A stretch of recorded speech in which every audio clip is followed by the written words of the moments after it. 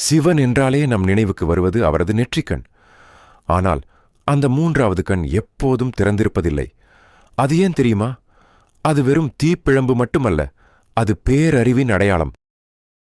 முன்னொரு காலத்தில் பார்வதி தேவியுடன் தியானத்தில் இருந்த சிவனின் தியானத்தை கலைக்க மன்மதன், காமதேவன் முயற்சி செய்தான். தேவர்களின் நன்மைக்காக அவன் விடுத்த மலர் அம்பாள் சிவனின் தவம் கலைந்தது. கோபமுற்ற சிவன் தனது நெற்றிக்கண்ணை திறக்க அதிலிருந்து வெளிப்பட்ட தீ மன்மதனை சாம்பலாக்கியது. அதாவது, ஆசை என்ற மன்மதன் எரிக்கப்பட்டால்தான் ஒருவன் ஞானத்தை அடைய முடியும் என்பதே இதன் பொருள். புராணங்களின்படி சிவனின் வலது கண் சூரியன், இடது கண் சந்திரன். ஆனால் நெற்றிக்கண் அக்னி, நெருப்பு. மற்ற இரு கண்கள் கடந்த காலத்தையும் நிகழ்காலத்தையும் பார்த்தால் நெற்றிக்கண் வருங்காலத்தை பார்க்கும் வல்லமை கொண்டது.